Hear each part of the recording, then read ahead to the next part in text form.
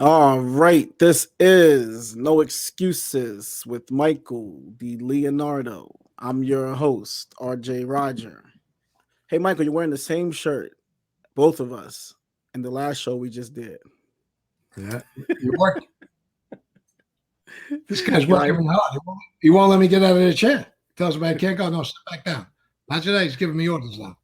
No, sit back. I got one more question. One more question. He never runs out guys, of questions. Got that pen with a lot of ink in it.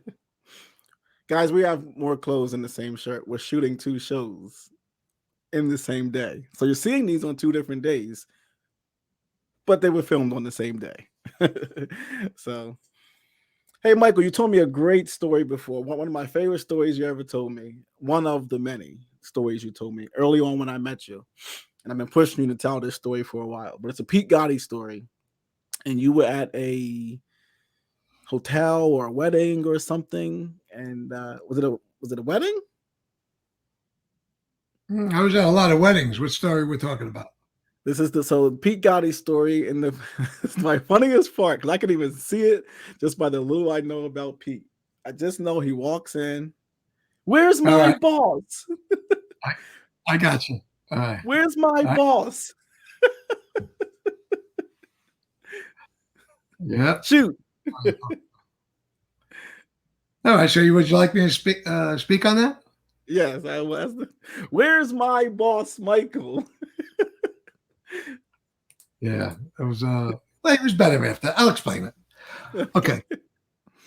I had booked a party for Madeline at Russo's on the Bay. And Russo's on the Bay was Cross Bay Boulevard. Frankie Russo, his father, were with the Gottis. Gene Gotti originally, and then when Gene went to jail, Junior took over, and then later on, Pete would handle them. Well, simultaneously, I would say, when Jeannie was gone. So I had a party, April 1st of 99, surprise party for Madeline at Russo's on the Bay. It was on the first floor. And I had all my friends there, our relatives there. And, I was always introduced to people in that area that were close with the Gottis or somebody important, whether it be Jackie introducing me or Junior himself, even Pete, saying, when you see Michael, you see a Gotti, right? So Frankie Russo, him and his father owned the Russo's on the Bay and a couple other restaurants in that area. I knew very, very well through them, very well. Frankie's a good guy. And great catering, one of the best around.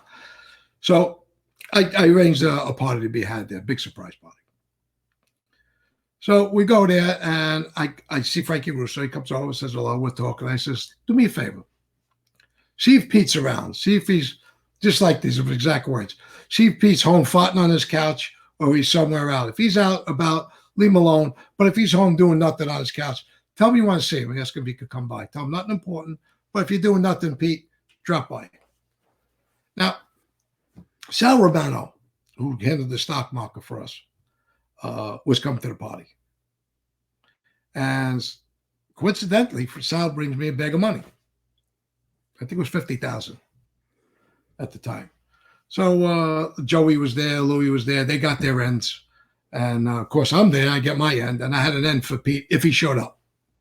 So I took the I think it was 20,000. He's either 10 or 20,000. I put it in my inside pocket, in my jacket. So Frankie says, he's coming over. Comes back, calls Pete up. He says he was home. He was sitting on his couch. No kidding. Like I knew it, Well, what are you doing? You're home. You sit on your couch, you watch TV anyway. Not too far, I guess. So he says he's coming. So I go in the other room. I says, when Pete comes, wait for him over here. Joey, Tommy, I had a whole bunch of guys waiting for him to greet him coming in. So I'm inside at the bar having a drink, having a couple of laughs. A half hour later, my friend Tommy runs in to me saying, Pete's outside. He's flipping out. He's going crazy. I said, what's the matter? What happened? He's saying, where's the boss? I got sent for by the boss. Where's the fuck? He says he's banging his chest. He's waving his arms. I said, you kidding me? I run outside just about, right, to where he is. He's in the lobby now, the main entrance to go in the Russo debate. And he's there. He's livid. Again, one of his, Pete he got mad. He just got mad. He just got out of character big time, or stayed in character, either one. And he's going, oh, you sent for me. The boss sent for me. I said, Pete, take it easy. What's the matter with you? Take it easy. So there was a little room. And he's just about, I'm going to kill this Frankie Russo, this fucking Frankie Russo. You know, for some reason, he got surprised when he seen us all there. Instead of being happy, it's like he caught a delusion, you know? I'm saying, what the hell's the matter? He's flipped out. He should be happy to see me and everybody, right? And I didn't call him down to a basement or in the back of a restaurant. It's just catering hall right out in the open, you know? So anyway, whatever was in his mind, he got angry, right? He was really angry. So we go into this little spot, just me and him alone. There's like a little room. And he's going on, you're the boss, you sent for me, I'm home, you got to make an appointment. And he's going on his fucking Frankie Russo. And I'm looking at him, and I go like this. Look, I open up my jacket. I reach in my pocket. I take the money out, and I go like this. So it's wrapped up in rubber bands, and I'm going like this. And all of a sudden, he starts going like this with his head, with the money. With his head, like a dog with a bone. You know, and he goes, what's that? I says, take it easy. This is for you. Take it easy. Why are you yelling? I'm here with my girlfriend. We're having a party and this, that. You should have told me. You should have told me you were coming here. All right, I didn't tell you. I apologize, Pete. But I wanted to surprise you. I didn't know you're going to be around. So, and then he starts going, I'm going to kill this Frankie Russo. And he's going on about, take it easy. Frankie Russo only did what I asked him to do. When you told him, when you see Michael, he's a Gotti. What did he do wrong? You can't get mad at this guy. Don't get mad at him. Well, he should have known better. He should have told me you were here. I told him not to tell you I was here. I got to tell you on the phone, Mikey Scars is here. You know, I told him, just come by, have a drink, say something, say hello. So now he takes the money, he buries the money, and he calms down. I said, cool, want to go and have a drink now? He goes, okay. And we go inside, and we had a great night. I don't really even understand what he was so upset about. Was it just like an ego hit to him, or what was it? You know what? Later on, I was going to do something on the show about this later. But later on, this is what had come up. And it's much later. It was after I flipped. I was in Manhattan, in MCC, and there was a fella that was coming out of the hole. I just got out of the hole. There was another guy coming down, Frankie Leno. He was the captain with the Banana Family. And he came down. Frankie Leno, I told the story about Frankie Leno, right? Before, we really didn't like each other. And Frankie Leno come down. He was on the whole 3 months. He looked terrible. Anyway, he came down. I greeted him there. He didn't know how I was going to take to him and all this stuff. But anyway, we started to get very friendly. He got comfortable with me. And the more comfortable he got, his family would come and visit him on the visits. Madeline would bring the baby and some other people to come up and visit me. And we'd interact. So we got friendly, Frankie and I. So he tells me a story. He says, you know, Dad, you pegged for being the boss. I said, what do you mean? Who? He says, Joe Messino felt like you were going to one day make a move and be the boss. I said, you got to be kidding me. I said, that's furthest from the truth. Never happened. Where are they getting that from? He said, well, they thought maybe you were going to make a move in the future. Well, this maybe bleed into that little tidbit with Pete. Maybe something was being talked about then, you know? I don't know. So, okay, I get friendly. I just hold out. I said, maybe he heard wrong, Frankie, or I don't know, maybe just idle talk. I go to Mariana, the prison there. And who's there? Another captain, Frankie Copa. I get very friendly with Frankie right away. I got some prison stories with him and some other characters there from our neighborhood that didn't act right. So I got very friendly with Frankie Copa now. And Frankie Leno and Frankie Copa were very friendly, know each other since kids. They both flipped, right? I think Frankie Copa might have, him or Shellac had, Richard Cantarella may have been like a week apart or something when they flipped. They're both skippers there. Well, anyway, I get friendly with Frankie. You know what he tells me? Frankie Copa? Just about verbatim, the same story, that you were going to maybe one day be the boss of that family. I thought, where's this come from? He says, Joe. Now, Frankie Copa was very friendly with Joe Messina. They were in Italy together. There's pictures of them together in Italy, I believe. The families interacted. The wives were very, very close. And he says, yeah, they had rumor there that you were going to take over one day. I said, again, I told Frankie Leno, furthest from the truth. I already refused going to say yes. I don't know where they were getting this from. So I don't know. Maybe that was a subject they talked about, that maybe I was a threat. I don't know. I was a Gotti loyalist. I would be shame on them if they really thought that. The Brooklyn faction got mad at me. People that I knew or knew me since I'm born got mad at me because John embraced me and took me over there with him. Maybe get close to him. So maybe this was part and parcel of these rumors that were taking place. And maybe ultimately what happened to me when I was in prison. Who knows? That's just a guess on my part. I heard Sal Romano on Patrick Bet David, and he told a story on Patrick about some story about you and him, and but he shared a similar thing about, hey, this guy's fucking steaming with you, talking about you, and you gotta go fix this. This guy's gonna be the boss one day or something. Did you ever hear that? Did I ever send you that clip when he was talking about? No, Sal Romano told me that when I met him, when I met up with him. He told me. I didn't. He said Frank DiCicco's, his father, Sal Romano's father, was not made, but was very close with Frank DiCicco. Now, Frank DiCicco's crew, Sal Romano's father, not the killers in the crew, the other guy, bookmakers and guys like that, on the fringe guys. Not even, I can't even say the fringe guys because they were close with Frankie. But the guys didn't do work. They didn't rob other cars. They didn't do murders. Mm-hmm. They didn't do all that stuff there. But all the other corrupt guys around. And there was a few guys. There was Hank and there was Vinny Oil. There was many guys. Some of the names that Sammy Gravano names now today. I mentioned his name by accident. I didn't mean it. But it's in a good way.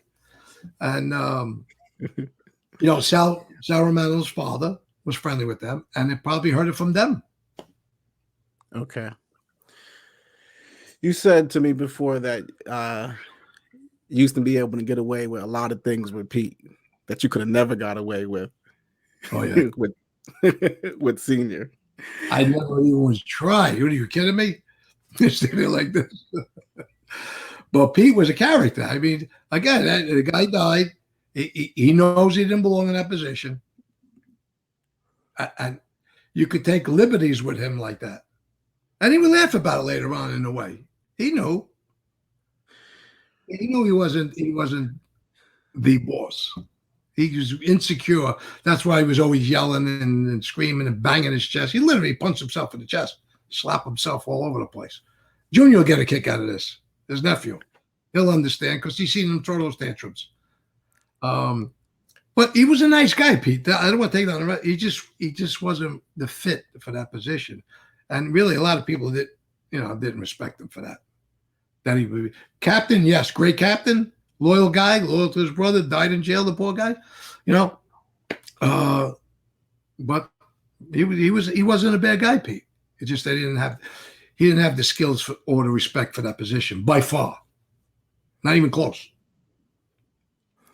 John Gotti's never in the mob at all. It's just Pete's a street guy. Does Pete even rise up to be a captain one day, or that's all his brother puts him in all that?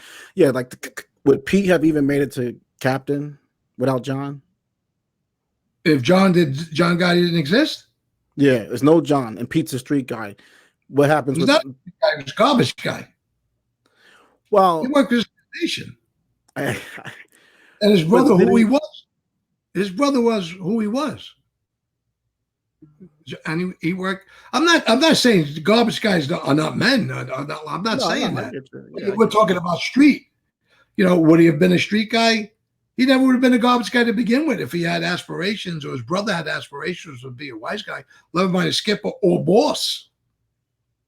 He never would have been a garbage man. And again, I'm not disparaging the guy, but the guy's mobility wasn't towards the street. He didn't gravitate 100. Yeah, sure, he's around his brother and all that stuff, but you won't be a garbage guy. People will make fun of you, like they did afterwards, and it was wrong to make fun of the guy. He got thrust into that position, and people just called him a garbage guy. He tried. You know what I mean? The position wasn't for him. Would you have called, if you had 10,000 you had to give the senior, he's on the street, would you have called him, hey, tell John to come over? Or you wouldn't have even made that call? Nope. But again, Pete was you could do that with Pete. You could have that relationship with him. John was a different man. He was totally different than Pete. Yeah. You remember that, and maybe you can tell it in your own story, because I told the story on Black Handprint when I made a show on you. It wasn't even me interviewing you. It was the third one I made. But you gave him, when he became, official boss, I think, or said he was official boss, you gifted him a Rolex. It was sometime after that, not too long after that, because I was introduced to him probably right after my Atlanta case, and that was in 2001 into 2002, and I was arrested June 20th, 2002. So somewhere in there, yeah. We would go to eat, and he would come to Brooklyn. I go to Queens and meet him. We have a lot of laughs. We bring his brother Richie, and usually I would be by myself. That's once in a while I would take Eddie, once in a while. But it would be just the three of us most of the time. We would talk about a lot of stuff, machinations of the family, unions, just the waterfront, the constructions, everything, relations, how to talk to different guys and different families and beefs, whatever. We would talk about a lot of things. And one day I noticed, he never had a Rolex. So I pointed out. I said, Pete, he goes to me. Actually, I had a Rolex on this night. He goes, hey, you got a Rolex? I said, I got two Rolexes, which I'm really not a Rolex fan. It's too big. I don't like a big watch. I like more like sleeker watches, So I said, yeah, why? You don't have one? He goes, no. I said, your crew never bought you a present? They never got your Rolex? He says, no. I got a friend of mine who I knew used to sell Rolexes. And I says, get me a used Rolex. I'll give it to him. And next time I seen him, he got the watch. And he put it on. And then the time after that, I see him again. He said, hey, I could have got that watch. How much you pay for that watch? I could have got the watch for this much money. That's why you should have bought it back then. Something like that. No, I gave you a present. I gave you a Rolex, used or not. It's a Rolex. I could have got it for half. I could have got it for half the price or something like that. Yeah, it's just so wacky. But that's just Pete. He didn't mean nothing by it, but why would you throw that back? I just gave you a watch. I don't care if it was $1 or $1 million. What's the difference? You got a present. Something you didn't have. Yeah. You're proud of it. But he had a way to insult you without even realizing he insulted you. Maybe he thought he was doing me a favor. His watch guy gets watch cheapest than I could get him. I don't know. Give him the benefit of the doubt. But I was taken aback by that. Like, are you kidding me? Yeah. I saw several comments underneath that show where people were saying, well, how's Michael have a Rolex, but the boss doesn't have a Rolex? Like wouldn't his crew gift him a Rolex, or wouldn't he have already had one, or what was? And then you tell this story about, and I'm asking you this because the common thing that everyone thinks is that, oh, you're the boss of the mafia in the mob. You're sitting on, Paul Castellano type of money and everything. Even to the point that the fact that 10 grand, because you can't put 10 grand in my face and make me follow it around. Nobody can. Not for 10,000. You can put this. I'm sure we all have a price in life, but it's not 10. Mine's more than 10,000. You can't. I'm insulted. But so I guess I would ask you, because viewers care a lot about this money part. I hear it all the time. What do you think, at this time period, that the boss of the Gambino family could make a year or was making a year? Like, what kind of money does a boss make at that point, if you know? Well, each family's different. Whatever Yeah, but the your guys. family, like, because you have inside knowledge, you kind of have a little bit of a Yeah. Well, look, take Paul Castellano, right? Let's say he had 20 plus captains, and a lot of them were very rich, okay. very rich. We have some really rich, established guys in legitimate businesses, Key Foods, and all other kinds of businesses, right? Garment Center. Um, and he would give them all 100,000 for a half a point, or no, for half a point. Oh I yeah, think you told me to. you would give them all 100, and these guys didn't need the money; they would give it to their guys to go push out. So just right there alone, you're talking Wow, about $2 million. 2 million. Yeah, just in Shylock money, just for he gave the captains. That's how whatever he did on his own, right? Not that he was a street Shylock, Paul Castellano. He was not, but he was going to put all his cash. He would give it to the captains to give out to their guys if they needed it. Paul had a chicken mark that was at that time was worth $100 million. Dial Poultry. He had all kinds of business. So if you take a Paul Castellano to John Gotti had a lint in his pocket compared to that guy. What was earned off the street. And don't forget, when Paul was in the street, there was a lot more money being brought in. When John took over, it took a little click because don't forget the commission case happens right around. They take a big hit, right? With the construction and the concrete and all that. The concrete, which we controlled, right? All the concrete companies had to pay the Gambino family X amount of money a month.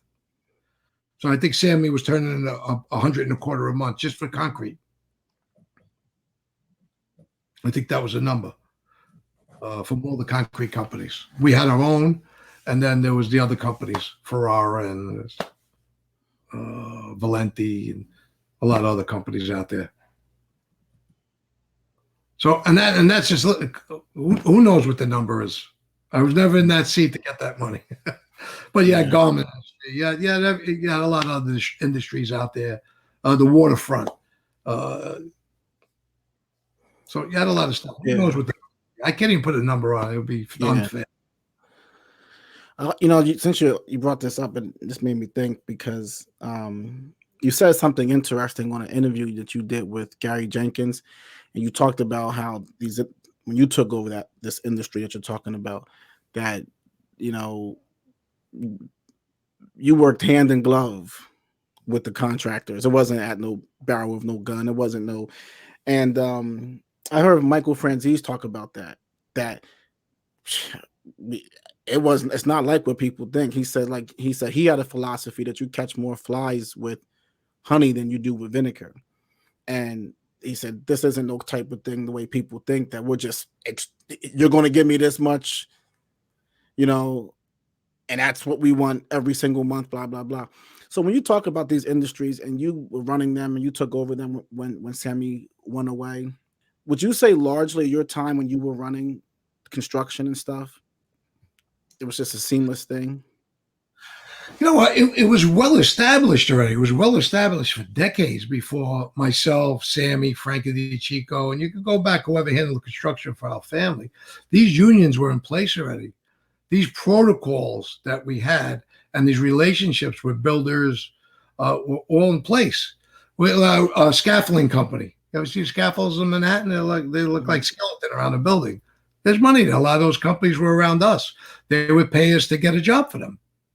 We'd be able, through our connections, through our network, through the builders, through the bid rigging scheme, we put a guy on to hire that guy to give him the scaffolding job. There's money.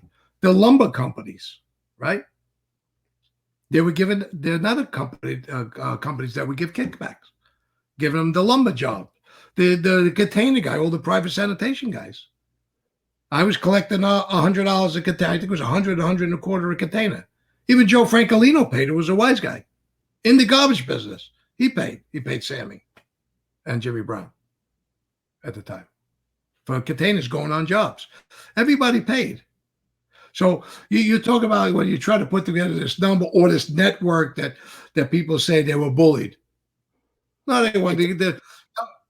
They really weren't, because it made the jobs run smoother. You know, look at Manhattan's been built. No buildings are falling down. It wasn't shoddy workmanship. The workmanship was great. There was a lot of iconic buildings that were built through mob unions, mob contractors. Because you could, when I say mob union, mob contractor, unions were definitely handled hands-on by the mob. The contractors, some of them worked with. Why wouldn't you want a job and give 3%, 5% back on a job if you could get a $2 million contract? Why wouldn't you want to give it? It's business, like you just talked about. It's a big business. You have lobbyists in Washington. They're the biggest criminals around. There's a lobbyist. What do? It's quid pro quo all over the place. You know, it's kickback scheme. A lobbyist. What are they? So, you know, you have that in the street. And these relationships go back, like I said, decades. There was nobody extorted. I've never seen it really, except for, like I told the story where Eddie Garafola went and threatened the guy to give Delta the contract. They hit him with a baseball bat. They got the contract. So in that 10 years, that 10 years that you were over all that stuff, was it pretty like just smooth sailing? It wasn't like no, like was the guys ever pushing back on you in the, hey, we're sick of dealing with you guys? Like you never had none of that. It was just there. It was no problem. None. You know, look, when I opened Eddie Garafola and myself opened the place in Staten Island, we started out with a little trailer that Eddie's a good friend Eddie's started when we started the company in a place called Industrial Loop. We started a trailer. That's it. And what we do, we sold stone. And through Junior and his relationship with Carl Izzo, who was with his father, had this monster company called Mount Hope. They owned the whole mountain in New Jersey, Mount Hope. They sold, and when I say tons of stone, I don't mean mountains of stone they sold. I wound up through Junior getting a relationship with him, getting a contract. He had a huge piece of property. We turned it into Metropolitan Stone, a huge yard. The year they took my permit away, I was going to do $20 million in business that year. That's what we were projected to do. But that's through networking. I didn't have to threaten anybody. The truck drivers were making $275. The dump truck drivers at that time, non-union guys. By the time we left, they were making $550, $575, something like that. I gave them more money. Why? I got all loyalty. I got them to come in, and I just charged more. The contract was with the city. I had a company in between that would give me the work. And they had the contract, and I would just charge them more for the stone, for the fill, for the trucks, for everything. It was just a pass-through. So we did business in a good way. So, and I could talk about that. When they used to, the biggest dump in the country was the landfill in Staten Island. And they had something called the cover contract. And when I opened up this yard, you needed a lot of dirt. Every day they needed like 22 or 2,300 yards of dirt, clean dirt, to go over the garbage. That's what they mean by the cover. They'd come, these garbage trucks would come, dump garbage, and then they come with this clean fill, clean dirt, and just basically dump it on top of the garbage and then roll it, come and compact it somewhat. Then later on, they put pipes for methane and all this other stuff. But that's the contract we had. Not directly with the city. Another company had that was really clean, and we supplied them. So what happened was the city came out and said, you know what? We don't know if this dirt's contaminated, come from all over, New Jersey, New York, Staten Island, whatever. We're going to want a company or companies to be able to hold 10,000 yards of dirt. And we're going to send an inspector to do with something called a perk test. They take the dirt, they see it's contaminated. If it's not contaminated, then they give you an approval to use it. Well, we wound up with 17 acres on this yard, Eddie and I. We started with nothing, a little trailer. I got the exclusive from the stone from Carl. We controlled the concrete companies on the island. Nobody else could come on that island. No New Jersey, no New York. We chased guys off to try to come on. We controlled the whole place. Now, the dirt, guys would have to pay to bring the dirt somewhere. I took it for nothing. Why? I was selling it. So we have these 10,000 yard piles. City would come in, inspector would come in, do his test, prove it, and we truck it. We truck it out. So there was no threatening anybody. They were only too happy to come and do business with us. And that's the way it works. Look, wise guys, for the most part, are very personable. The guys that get into the business aspect of this life, right, who accelerate in business, whether you sell a can of tomatoes, a bottle of water, or you do construction work, you make relationships. And a lot of these relationships with builders, developers, contractors, other subcontractors, you make these relationships. You know why? Everybody's earning money. And that's the name of the game. Everybody's in business for that. So I had a lot of great relationships. Eddie Garafola was great at it. Just that he didn't like making friends with anybody. He used to tell me, why are you making friends with these guys? Fuck them. Let's just take their money. But me, I like the relationship part. It comes with loyalty, and you got to sit with these people. And one day the FBI is going to knock on their door anyway. So you want to be a little loyal to you. And like I said, we had a great run until they took my permit away. We sold a lot of stone, a lot of dirt, and we did very, very well with relationships and our network. I had just about every excavator that was digging dirt, that had no way to put this dirt, because they had little yards to put it in. There was no more, it was no good for them anymore. The city wouldn't come there and take the dirt or let anybody take that dirt unless it was approved. So they brought it to me. So did you form Metropolitan Stone, or that was something that was already there that you just took over? The only thing I got was permission from John Jr. to go into business. Look, I had the construction, right? They gave me the construction. Now, if I don't have a construction company, how am I going to go meet contractors? The FBI's there, this one's there. What is Michael doing there? What is Eddie doing there? They got no construction. Why are they going to meet with a builder? Right? Why are they going to meet with guys, excavators? Why are they go? Something's going on, even though they know it. Now it's blatant.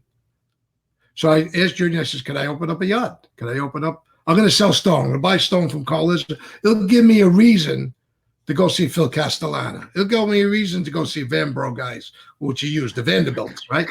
Now I'll tell that story another day about the concrete, what happened on the island when I first got involved. Nice story.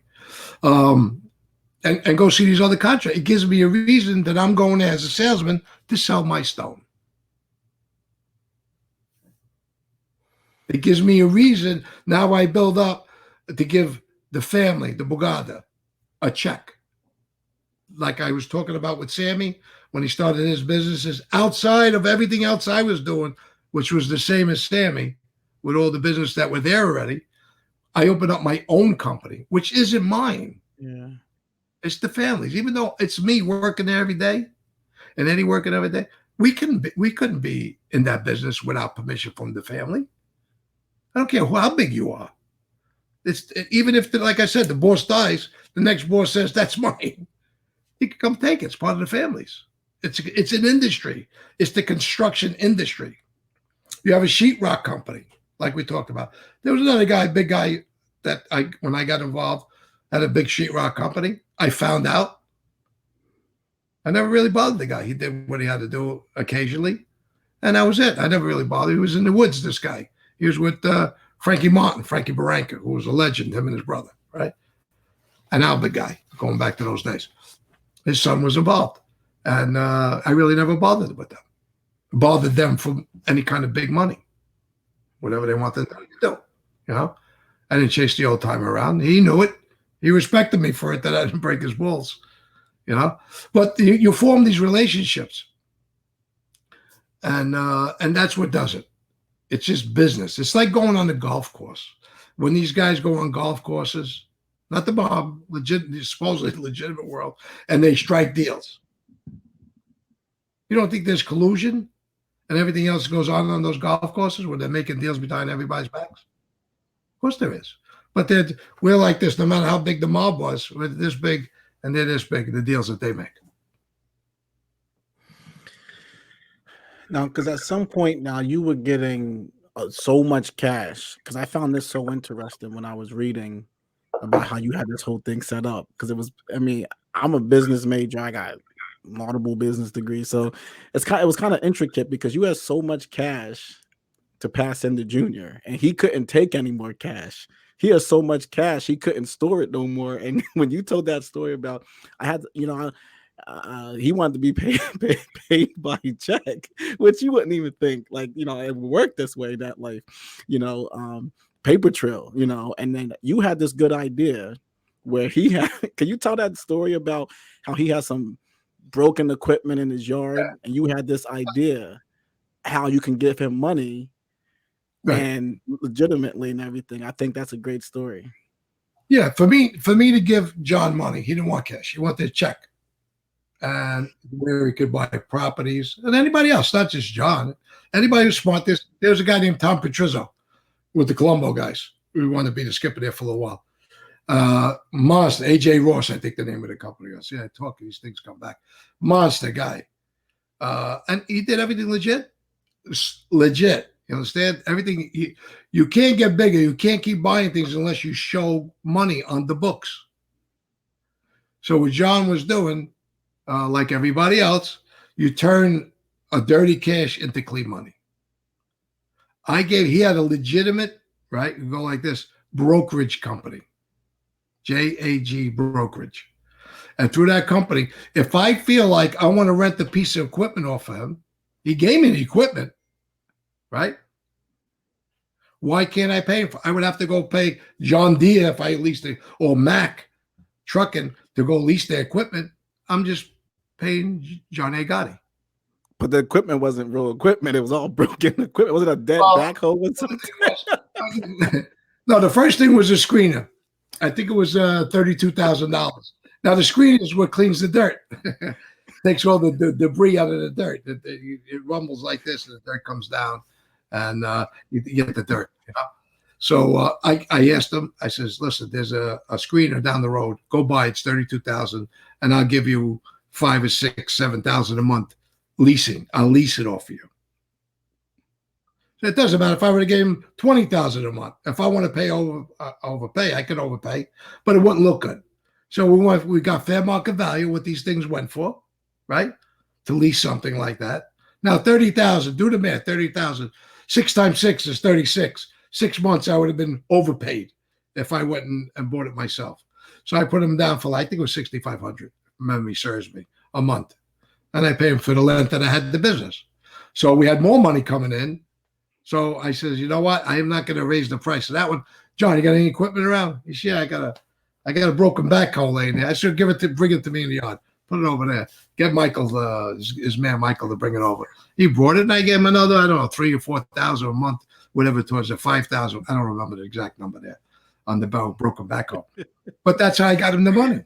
Yeah. I cleaned it up and gave it to him. Now, legitimately, you look at it, he gave me a piece of equipment. Where it was broken, well, that's on me.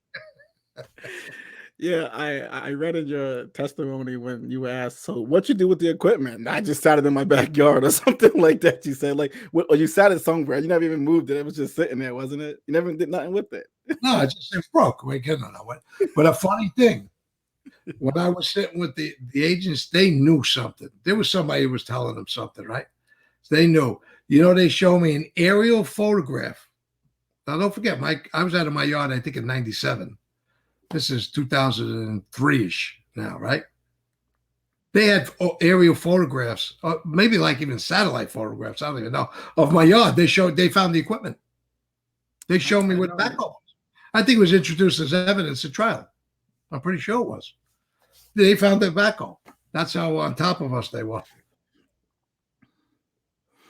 Yeah, I found that story so fascinating, that the way you, and then he, I think you were holding I just found it so interesting when he came to you and said, Michael, I can't take no more cash. And there was an incident with another, I don't know if I explained it. I'll save that because that's a long one. Okay, yeah. There's a lot of names in that. And there was a guy who was doing a job, and somebody went to Junior and said, we're going to give you a check from this guy for $100,000 and I heard about it, and I went to see Junior, and we got into a little bit about taking that check and not taking that check. I advise not taking the check for reasons.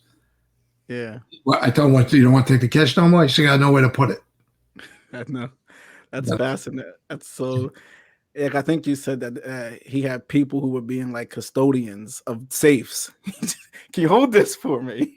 Hey, can you hold one for me? Even you had 150 something thousand you were holding, and he said, hey Michael, if you need anything, just take it. Write down what you took as IOU and put it back in. Put it back in later. I think it was 185,000, if I remember. Yeah, he was good that way. Yep. Yeah. One day I'll tell him where the money really went. I can tell him that. Let me ask you one last question. And you know, guys, but even like as of I think the last report that came out, and I'm not asking you to speak anything about after 2002, but just a general question. Even recently, not long, I mean, within the past few years, every year the ILA, I think it's the International Longshoremen Association, they do like a report of some sort where they just, you know, but they continuously have spoken about over the years how they have had a tough time breaking loose of organized crime affiliations. Yeah. And I read about, you know, I know the freaking docks. I mean, the ports are still. I mean, it's really hard for them to break the mob's influence. You being there, working with the unions and stuff like that. Why is it so hard because everybody knows, the government knows, investigators know, agents know, everybody knows that, but they can't break it. So what makes it so hard when you got the top investigative bodies in the world, the best agents, the best, you know, people? What makes it so hard to get for them to crack that? Like, how does that work where they can have so deep tentacles so deep inside there that you can arrest 10 people for union racketeering, send them off to jail, and they still keep it. It's like mushrooms; they keep sprouting. But you know, there's layers, and through the years, you put people in places. Sometimes it may not be a relative, it may not be a wise guy directly. It's somebody else you put in place. And I was going to do that also with the waterfront with somebody. Another show for another day again. I don't want to dive too much into that. But just good news for everybody out there. The Waterfront Commission is finally gone. Mm-hmm. And it rightfully so. They should never have been there. You know, after so many years, they should have been out. A lot of guys that just want to go to work because they have a certain last name can't get jobs. Yeah. A lot of the people, I know a lot of people on that job, they're basically legitimate. Just had a hook to go get a job, a really good job, and be down the piers. It is a tremendous job. Years ago, they used to charge you. I remember, I think it was the 70s. They were charging like $10,000 to get a waterfront book. Engineers union, $10,000, $15,000, $20,000 for a book to get a job in the engineers at times. So it's that's how they made some money over there, is by charging for a book because of the hooks they had. But they're lifetime jobs. I put guys down there that earned over $300,000 a year. A friend of mine, real good friend of mine, made millions down there in just salary alone. No crime. Just going to work. I made him a boss from day one when the pier opened. That's another story. I had another skipper get really upset with me over because I went to John for a favor. John Senior, and these guys made $300,000 a year plus. There's guys there right now, and even in most recent reports, I think the one that came out last year, they had guys who, I'm not saying it's true, they just said suspected associations with the mob. Guys making $400,000, $500,000 a year. Working on the dock, these union jobs and stuff. Now, I was reading some of the fine details. Some of these guys are working 26 hours a day. Yeah. How do you work 26 hours a day? They were showing all the billable hours. When you have a pen, when you have a pen in the hand, everything could get recreated. Whoever has the pen's the boss. Yeah. Sal Alvalino, and that's the time, that's when it really made me think about it. Like, oh, that's how they kind of he was talking to, I think, Tony Ducks in the car. I was one of some of the Jaguar tapes, and he said what we got to do is we got to take all of our friends and our family and everybody, and we give them jobs. She's the secretary, and this ain't his exact words, but it's what he was saying. And this person's going to do this and do that. And these were just regular people that had nothing to do with the mob. So if you had a daughter or a son or an aunt or uncle they were not nothing, no gangsters, nobody, but he wanted to fill the whole office, everything in there. He wanted everybody to be associated somehow, and that would help them maintain control, keep control. Yeah, you embed them. Yeah. Again, they don't have to be street guys there. Yeah. It's just that you can actually have your hooks. Yeah. Good show. I enjoyed this conversation, actually. It's an expansive conversation. You could just keep going with this conversation and give many, many examples of this. The idea that people were people extorted at times. Absolutely. And the foundational work for all this relationships, let's call it, and all of these industries, business, were laid a long, long time ago, and people get it. Today, the grip is being lost, but you can see with the amount of arrests in the construction business in the last several years, that they're still making the deals. There's nobody getting hurt. It's just a matter of them getting caught bid rigging start giving kickbacks and stuff like that. That's the kind of stuff that I find really like the way it's easy to go out and, hey, I'll give you $100. I want 110 back. Well, I'm not even going to call that easy, but that's more easy to understand. But the intricacies in these unions and everything, and I always found that part to be the most interesting. The way, they always partnered up with, power essentially, and could leverage the dollars to reinvest somewhere else. One day I want to go in with you on how they freaking used the union pension fund to build a whole desert. A desert that had nothing out there but damn cactuses. And because there's really a lot of brilliance in some of this stuff that I think people should shine light on. Next show though, another show. So thank you, Michael. Guys, leave comments, leave feedback. Close it out.